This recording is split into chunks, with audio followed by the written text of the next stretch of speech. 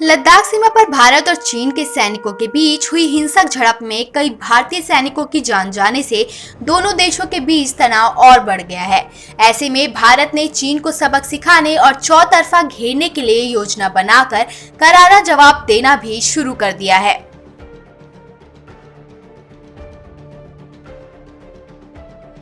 तो चलिए आपको बताते हैं कि चीन को सबक सिखाने के लिए भारत ने कौन से कदम उठाए हैं।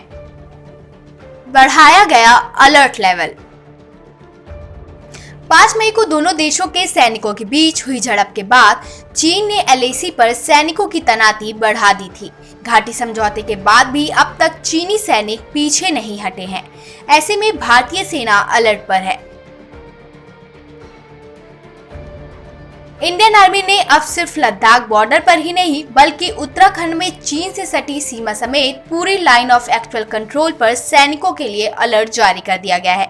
वहीं लद्दाख में सैनिकों की तैनाती बढ़ा दी गई है। लद्दाख में जल्द से जल्द बनेगी सड़क। चीन और भारत के बीच विवाद की एक बड़ी वजह सीमा के पास भारत की सड़क का निर्माण है।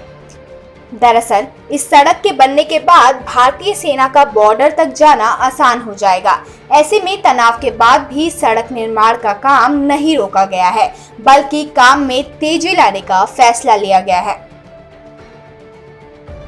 सड़क निर्माण को लेकर करीब 1500 मजदूरों को लद्दाख के लिए रवाना किया गया है।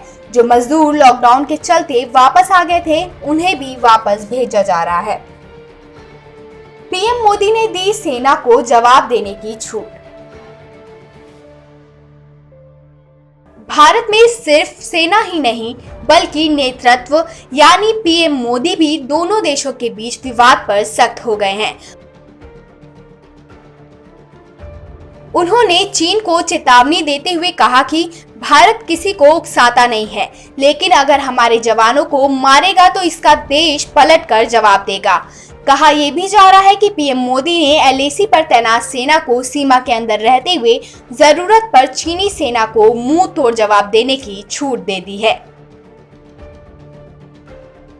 वहीं विदेश मंत्री S जयशंकर ने चीनी विदेश मंत्री से फोन पर बात की और कड़े शब्दों में गलवान मामले की निंदा की। उन्होंने इस पूरे मामले को चीन की साजिश बताया।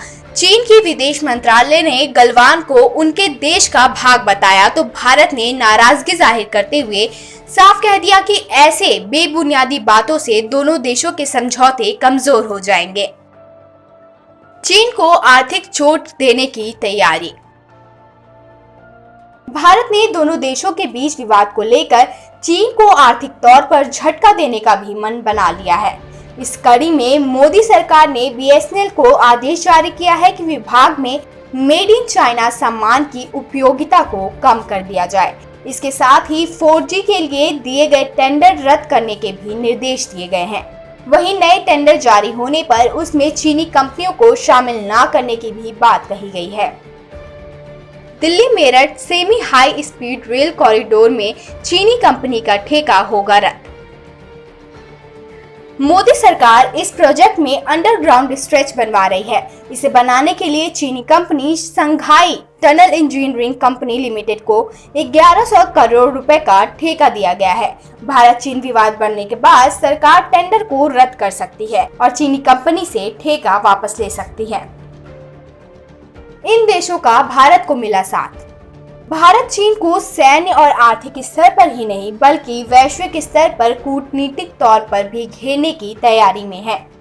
इसके लिए विदेश मंत्री ने मित्र देशों को चीन के साथ भारत के विवाद की जानकारी दी है। वहीं अमेरिका पहले ही चीन के खिलाफ आदेश पारित कर चुका है। ऑस्ट्रेलिया इस मामले में भारत की समर्थन में उतरा है। ताइवान, जिसे चीन अपना हिस्सा मानता है, भारत के समर्थन में आ गया है और चीन विरोधी गतिविधियां सोशल मीडिया पर वायरल कर रहा है।